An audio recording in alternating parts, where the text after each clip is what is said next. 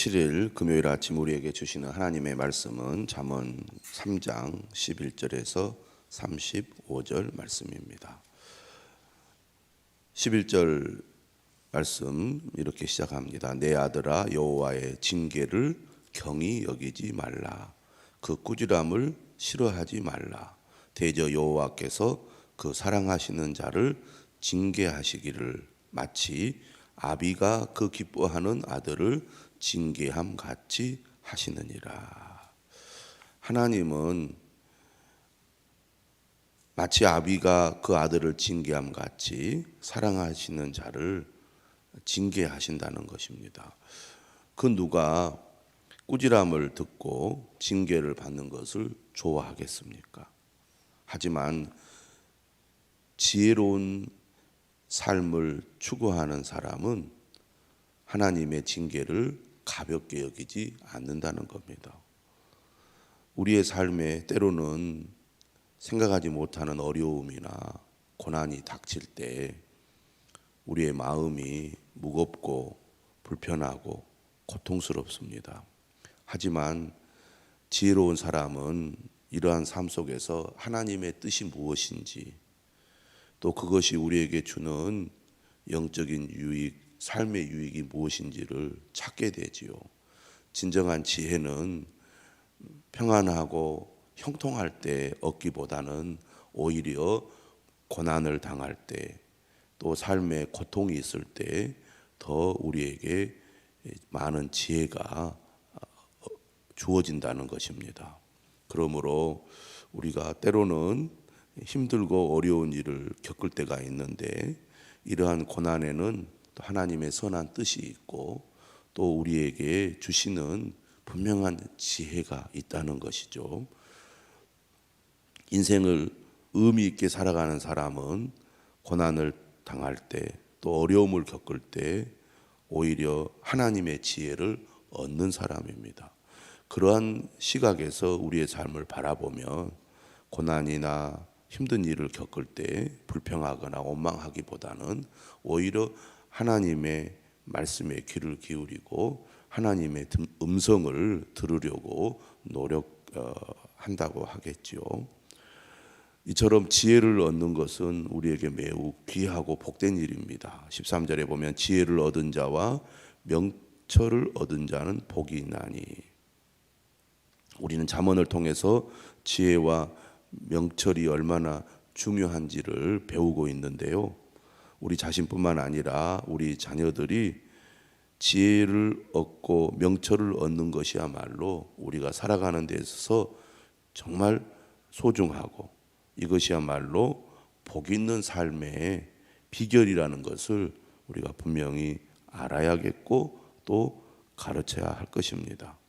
지혜와 명철을 얻는 것이 얼마나 복이 있냐면 14절에 보니까 이는 지혜를 얻는 것이 은을 얻는 것보다 낫고 그 이익이 정금보다 나음이니라. 당연한 말이고 멋진 말이고 마음에 와닿는 말이지만 실제로 우리의 삶에서는 무엇을 선택하라고 한다면 다 은을 선택하고 금을 선택합니다. 실제로는 은과 금이 당장에 내게 더 필요하고 내게 유익을 주는 것처럼 보이기 때문입니다. 그러나 진정으로 우리가 삶 속에서 복을 얻으려면 지혜를 구하고 지혜를 얻어야 된다는 거죠. 15절에 말하잖아요. 지혜는 진주보다 귀하니 네가 사모하는 모든 것으로도 이에 비교할 수 없도다. 그 어떤 보석보다 지혜가 훨씬 귀하고 비교할 수 없을 만큼 가치가 있다는 얘기죠. 16절은 말합니다. 그의 오른손에는 장수가 있고 그의 왼손에는 부귀가 있나니 그 길은 즐거운 길이요 그의 지름길은 다 평강이니라. 지혜는 그 얻은 자에게 생명나무라. 지혜를 가진 자는 복되도다. 여호와께서는 지혜로 땅에 털을 놓으셨으며 명철로 하늘을 견고히 세우셨고 그의 지식으로 깊은 바다를 갈라지게 하셨으며 공중에서 이슬이 내리게 하셨느니라. 하나님은 세상을 창조하실 때 어떻게 창조하셨느냐? 그의 지혜로 창조하셨다는 겁니다. 하나님의 창조 세계는 하나님의 지혜를 보여준다는 겁니다. 인간이 지식이 발달하고 지혜가 많아지는 것은 다르게 말하면 하나님이 창조하신 창조 세계를 발견하고 그 원리를 깨달으면서 인간은 더욱 지혜롭고 지식이 풍부한 존재가 되어 왔다는 것이잖아요. 우리가 자녀들에게 돈을 많이 주면서 너 아무것도 하지 말고 이 돈을 잘 쓰고 마음대로 살아라. 부모가 자녀를 사랑하면 돈만 많이 주면 되지 않겠습니까? 그러나 절대 그렇지 않습니다. 우리는 자녀들을 어렸을 때부터 가르치고 또 교육을 시켜서 지혜로운 사람이 되도록 만듭니다. 왜 그렇습니까? 바로 이러한 진리를 부모들은 기본적으로 알고 있기 때문입니다. 돈이라는 것은, 재물이라는 것은 있다가도 없어지는 것이죠. 지혜가 없으면 있는 것을 빼앗기게 됩니다. 오히려 가지고 있는 것 때문에 생명의 위험을 느끼고 오히려 목숨을 잃어버릴 수도 있습니다. 그러나 아무것도 가지지 않는 사람일지라도 지혜가 있으면 아무리 많이 가진 사람들일지라도 이겨낼 수 없는 엄청난 잠재력과 힘을 가지고 있죠. 영향력이 있습니다. 여러분, 오늘날 전 세계에서 가장 부유한 사람들을 보면 예전부터 부자가 아니었죠. 다 근래에 최고의 부자가 된 사람들입니다. 결국 이 사람들에게 뭐가 있다는 겁니까? 지혜가 있다는 거죠. 지혜가 있기 때문에 출발은 밑바닥에서 시작했지만 불과 10년, 20년, 30년 이 짧은 기간에 전 세계에서 가장 부유한 사람이 되잖아요. 또 지혜가 없으면 있는 것도 다 빼앗기고 잃어버릴 수 있지만 지혜가 있으므로 오히려 다른 사람들이 따라올 수 없을 만큼의 능력을 발휘하고 영향력을 발휘합니다. 그만큼 지혜가 가지는 힘과 영향은 대단한 것인 거죠. 그러므로 우리가 지혜를 얻기 위해 힘쓰고 명철을 얻기 위해 힘쓰는 것은 매우 중요하고 또 우리 자녀들에게 그러한 것들을 가르치는 것은 매우 귀하다고 하겠습니다. 21절입니다. 내 아들아 완전한 지혜와 근신을 지키고 이것들이 내 눈앞에서 떠나지 말게 하라. 완전한 지혜. 어떤 것이든지 어중간하고 어설프면 오히려 우리에게 도움이 되기보다는 해가 될 수가 있죠. 어떤 일을 하든지 우리가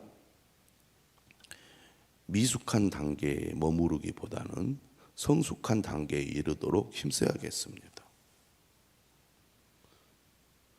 지식도 어설픈 지식은 오히려 나에게 폐를 끼칠 수가 있습니다. 그러므로 완전한 지혜에 이르도록 우리가 힘을 써야 될 것입니다. 근신이라는 것은 무엇을 의미하느냐 하면 신중함을 의미하죠. 우리가 어떤 일을 할 때 신중하다는 것이 참 중요하다는 것을 많이 느끼는데요. 조심성이 없고 경솔하고 급하여 어떤 일을 잘못 판단하고 또 결정하게 되면 일을 그르치는 경우가 참 많지 않습니까? 지혜로운 사람일수록 어떻습니까? 신중한 거죠. 깊이 생각하는 그런 습관이나 훈련이 잘 되어 있는 사람들입니다.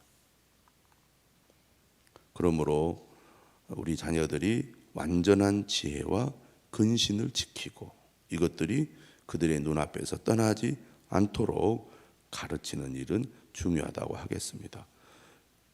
그리하면 그것이 네 영혼의 생명이 되며 네 목의 장식이 되리니 네가 네 길을 평안히 행하겠고 네 발이 거치지 아니하겠으며. 늘 우리의 삶에는 우리의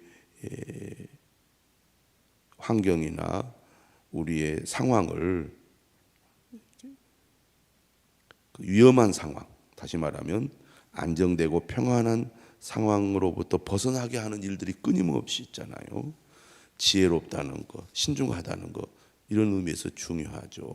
지혜와 근신이 우리로 하여금 복잡한 세상 속에서도 삶의 평안과 안전과 안정을 가져다 줍니다. 우리가 살아가면서 때로는 불안한 그런 환경에 노출될 때가 있습니다. 그러나 우리의 삶이 평생 그러한 환경 속에 노출되어 있다면 얼마나 불행한 일이겠습니까? 위기가 닥쳐올 때가 있지만 그러한 것들을 잘 극복해서 우리의 삶의 전반적인 상황이 안정되고 평안한 상태를 유지할 수 있다면 그 사람의 삶은 참으로 행복하고 복되다고 얘기할 수 있겠습니다. 그러한 이 환경을 조성하는 데는 지혜와 근신이 매우 중요하게 역할을 한다고 하겠죠. 또 우리 앞에 늘 장애물이 있잖아요. 걸림돌이 있습니다. 우리가 지혜가 부족하고 근신하지 않으면 늘 거치는 것에 넘어질 때가 있죠. 그걸 넘어지기만 한다면 얼마나 답답하겠습니까? 어린아이가 이제 막 걸음마를 해서 걸어가는데 앞에 장애물이 있어서 늘 넘어진다. 그래서 무릎이 깨진다. 답답하잖아요. 안타깝고. 근데 아이가 지혜가 있어서 앞에 걸림돌이 있는 것을 알고 조심히 그것을 넘어갈 줄 안다면 지혜로운 거잖아요. 근데 우리가 살아가다 보면 이런 일들이 늘 있습니다. 그런데 우리가 지혜가 있고 근신하게 되면 그런 거치는 돌에 넘어지지 않고 그것을 잘 건너뛰게 되는 거죠. 그러한 삶의 어떤 여유와 안정, 이것이 우리에게 주는 유익이 매우 크다고 하겠습니다. 24절에 보면 내가 두려울 때 네가 누울 때 두려워하지 아니하겠고 네가 누운즉 네 잠이 달리로다. 얼마나 귀한 것입니까? 하나님께서 그 사랑하시는 자에게 잠을 주신다고 했는데 마음이 늘 불안하면 잠이 오지 않습니다. 누워도 늘 불안하고 두렵고 평안하지 않으니까 밤이 괴로운 거죠. 근데 하나님이 우리에게 은혜를 주시고 또 우리가 하나님이 주시는 지혜를 통해서 내 삶을 잘 조절할 수 있는 그런 능력을 얻게 되면 우리가 평안한 잠을 잘 수 있게 되는 것 아닙니까? 25절은 말합니다. 너는 갑작스러운 두려움도 악인에게 닥치는 멸망도 두려워하지 말라.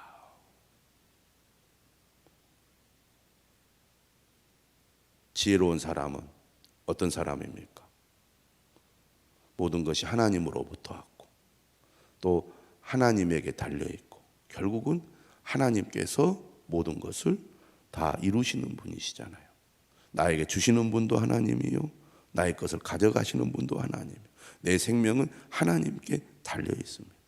그리고 우리의 인생은 앞을 사실은 엄밀하게 내다볼 수 없는 그런 유한한 존재이잖아요. 우리에게도 갑작스러운 위기가 찾아올 수 있고 생각지도 못한 불행이 올 수도 있습니다. 그러나 우리는 어떤 믿음을 갖습니까? 여호와는 네가 의지할 이신이라 네 발을 지켜 걸리지 않게 하시리라. 늘 하나님을 의지하고 믿음으로 살아가며 하나님이 주시는 지혜를 늘 구하는 사람은 이런 갑작스러운 두려움에도 갑작스러운 멸망의 사건에도 두려워하지 않고 하나님의 인도하심과 보호하심과 지혜로 말미암아 그런 어려움들을 이겨내 간다는 것입니다. 전쟁이 일어나서 수많은 사람들이 어려움에 처하고 목숨을 잃고 모든 삶의 터전이 파괴될 수도 있고요. 지금처럼 이런 코로나 팬데믹으로 인하여 많은 어려움을 겪을 수가 있습니다. 일을 하는 사람이 직장에서 쫓겨날 수도 있고 새로 연 사업이 갑자기 주저앉을 수도 있고 또 건강을 잃어서 여러 가지 어려움을 겪을 수도 있다 그 말입니다. 하지만 하나님은 그런 어려움 가운데서도 믿음의 사람들을 보호해 주시고 인도해 주실 뿐만 아니라 또 지혜를 주셔서 그러한 어려움들을 피해가거나 극복할 수 있는 능력을 주신다는 거죠. 어떤 사람은 지금 현재 처한 어려움 때문에 늘 불안하고 두려워하는 사람이 있는가 하면 앞으로 어떤 일이 닥칠지 모른다는 그런 걱정과 염려 때문에 불안해하는 사람도 있습니다. 하지만 하나님의 지혜를 구하고 하나님이 주시는 지혜를 따라 살아가는 사람은 하나님께 내 삶을 맡기고 늘 하나님의 지혜를 구함으로 어떤 어려움도 이겨낼 수 있다는 확신이 있기 때문에 지금 현재 내 앞에 펼쳐져 있는 어려움뿐만 아니라 앞으로 내게 닥칠 어려움에 대해서도 두려워하지 않는 그런 믿음을 갖게 된다는 겁니다. 하나님을 의지하는 사람에게는 두려움이 없는 것이죠. 하나님을 의지하는 사람에게는 두려움을 이겨낼 수 있는 지혜를 주신다는 것입니다. 27절입니다. 네 손이 선을 베풀 힘이 있거든 마땅히 받을 자에게 베풀기를 아끼지 말며 네게 있거든 이웃에게 이르기를 갔다가 다시 오라 내일 주겠노라 하지 말며 네 이웃이 네 곁에서 평안히 살거든 그를 해하려고 꾀하지 말며 사람이 네게 악을 행하지 아니하였거든 까닭 없이 더불어 다투지 말며.